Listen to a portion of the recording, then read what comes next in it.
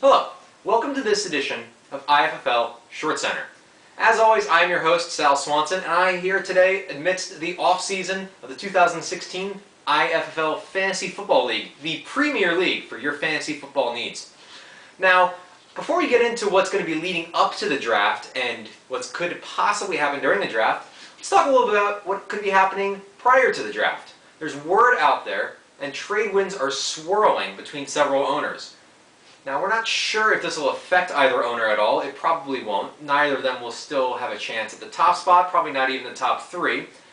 But we still wanted to look into this and let you, the fans, know what could be happening before the draft begins. We did not have the chance to get with either owner directly in order to get their opinion on this potential trade. We did receive several pieces of email communication between the two. Now, we took those email communications and decided to create a reenactment to tell you and to inform you what those meetings between the owners may have looked like. Let's take a look at that. You know Gronk is going to have a great year, so it's really a good value. I know, but it's not like I'm sending players that wouldn't benefit me back. I'm not getting let's not Gronk act for like free. you drafted these players, anyway, so what do you care? You asked. I was busy You working crossed and you yourself tried another some fourth time. rounder in this trade. Well, that about sums it up, and you heard it here first. Gronk may be headed to kiss my tight end and team owner Tracy Kane. But at what cost to her? Well, this did bring to light one other potential issue in the league that has many owners, fans, and players questioning is whether or not Kiss My Tight End owner Tracy Kane will in fact show up to the draft. This reporter remains skeptical, but we can be sure that she will say she's coming up until probably about 3 days before the draft. Then all bets are off. Odds in Vegas, they aren't looking too good. Now, other questions do loom as far as when certain picks will be had by certain owners and of what players. And one of those owners we really want to look into is going to be Lee Whitworth to find out what his third Panther selection will be. Now, we're sure that Graham Gano and Ted Ginn Jr. will probably go pretty early. Ted's still on the Panthers. It doesn't matter. It doesn't matter. But one thing that we will know is that he'll probably be looking to take the third string, whoever wins the third string running back job out of Carolina, probably somewhere around the 12th round. At least according to our Gallup polls that we've done, is that's what we projected around the 12th round, the 11th round coming in a close second. Now, we did do one quick other Gallup poll to find out some more details about this mysterious owner, and we did find out that we're projecting approximately 35 chicken nuggets to be purchased from McDonald's about an hour prior to the draft time. Now, our attention does change to some owners that do have a realistic shot at winning this league this year. So who did the fan polls select to win, sit atop the league this year? Let's take a look. Yeah, it looks like for the fourth straight year, Amaro Never Dies is going to sit atop the league and possibly take home that trophy this time. We're projecting a minimum third place finish, but it looks like that's going to be the ticket for this year. So other owners, they're going to be hard pressed to catch up. And we're pretty positive that our projections will be correct this time. So, leading up to the draft, we want to check in with some fans to find out what you guys think is going to happen. What kind of emotions are running through? What kind of trades, picks, and progression through the season we can expect this year. So we caught up with one very rabid and passionate fan to find out his opinion. Let's listen in on that one. So this is Craig Lynch we have on the phone. Is that correct? That's me. All right. So you've been a fan of the IFFL for about, 4 seasons now? I don't know what that is. Yeah, it's the International Fantasy Football League. You've been a big fan for about 4 years now. That's correct? Yeah, no, I didn't know the international world cared about fantasy football. I thought that was kind of I live in my basement America thing. Okay, so who do you think is going to go ahead and take the top team this year? We had some interesting races down the stretch last year. Do you have any predictions on who might win it this season? Well, considering I'm really perplexed of what you're even speaking of. I guess I don't know the teams. If this is, I don't know. Well, you heard it here first. You think Jace Amaro's Never Gonna Die team is gonna win? Is that what they're called? No, they're called Amaro Never Dies. You think they're gonna win it? Yes. Okay. Well, there we go. That falls in line with our fan vote then. What about? Can I ask a question? Sure. Go ahead. Where would you said fan vote? Where would this be? Yes, we conducted a fan vote. That's correct. Okay. And this is for soccer, or what? What is this? And there we have it. Another riveting interview with one of our top leading fans. He reports in every year for us. We'll hear from you again. Thanks very much for your time, Greg. Is this a paid phone? Like, is this a telemarketer? No, we don't have that kind of budget. So there you have it. You heard from one very passionate fan about what he thinks is going to happen this year in the league, and we can't wait to find out if he's right. We're sure that his thoughts and sentiments echo throughout the entire IFFL community.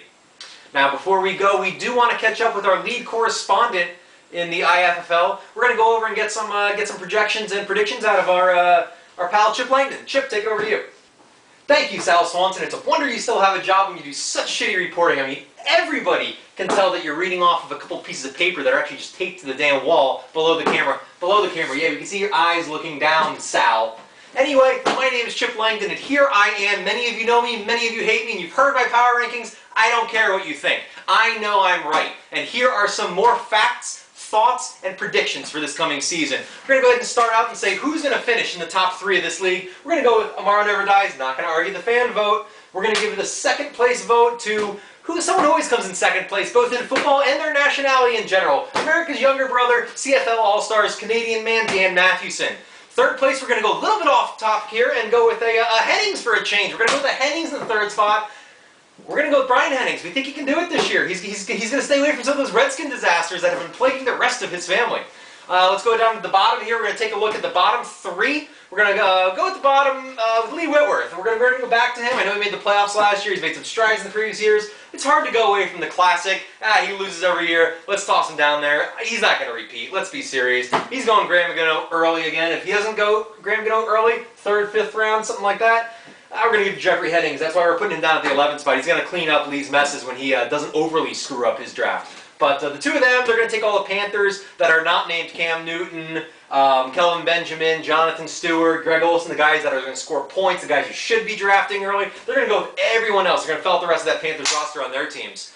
We're not going to drop the guy, we're not going to list the guy that's going to actually take those Panther players. The other Panther fan here that we're talking about, Zach Rader, he's going to take the guys like Greg Olsen. He's going to take the actual point-scoring players, you know, starters. Yes, starters. It's a new concept, I know, but he's going to take them. He's probably going to finish in the top area somewhere. I mean, not quite the top 3 because we've got such stars up there, and then the perennial second place Dan Mathewson. But he'll finish, dude. He'll finish up there. Probably around the 4 or 5 spot area, somewhere in there. So then it leaves the 10th seed, who's going to finish 3rd to last place and just miss the playoffs. We're going to go with the champion of this league this year. We're going to drop him down and say he's going to have a bit of a sophomore slump this year. It is his 2nd year, and you can't expect much out of it there. So, let's look at some projections, some predictions in the league this year. We're going to Amaro Never Dies to win it, of course. We're going to say he's going to beat out Dan CFL All-Star team, probably about 192 to 63 in the final game. We're going to go ahead and predict that right now. You heard it here first. Book it. It's done. Sell it. If you're Jim Cramer, you're selling that one all day long. Buying it. You're buying that one all day long. I don't do stock. So, what else are we going to look at this year? Let's see. Draft predictions. We're going to go ahead and guess that the shotgun bet is going to go to, let's go with D's Nuts, 2016. I think he's going to do it. He's going to do it at probably the 3rd round or so. It's going to be with Doug Baldwin in the 3rd round. That's going to be the shotgun bet. Everyone's going to be scratching their heads on that one. We'd give it to Lee Whitworth ahead of time, but he's probably going to be late. Getting those chicken nuggets at McDonald's, so he's probably going to miss the first couple rounds. We'll auto-draft him. But once he comes in, if the shotgun bet hasn't been taken, he'll make sure he cleans that one up. Other projections for the season, there's going to be one owner who's not going to have a single acquisition off the free agency wire. We're going with Jeffrey Hennings for that one. We don't think he's going to pick anyone up because we're not sure he knows how to log into the league. He can set his lineup on his phone, but we don't think he can log into the website. I don't know if he's ever even picked up a player before, so that's not going to change. Maybe someone will fill him in on the whole free agency waiver wire and what it is and how it works. But that might be more of a 2017 kind of thing. So we're going to leave that one alone right now. Final projection is that we're looking at one of the Hennings crew, namely Brian Hennings, Kevin Hennings, or Tracy Kane. Yes, Kane. There's too many damn Hennings in this league. You're going to stay Kane in this league. We can't have 1/3 of the league in the Hennings group. All right? It's just not going to happen. You're Kane. You're Kane in this league, deal with it, live with it, that's how it is. One of you 3 is going to take Kirk Cousins. Not a bad pick, you're going to take him early. I know you're going to take him early. You're not going to let anyone else have a chance at him, and one of you is going to bitch to the other one about how they draft him. Oh, I was going to draft him that round too. Oh, shucks. But don't worry, Colt McCoy's still out there. He'll play some games this year. And finally, there's been a lot of talk about my power rankings, my predictions. I am outraged at this. Why do you hate everything I do? I am giving valuable feedback on this league, and you can shove it up your ass if you don't like it. This is IFFL Shortscenter.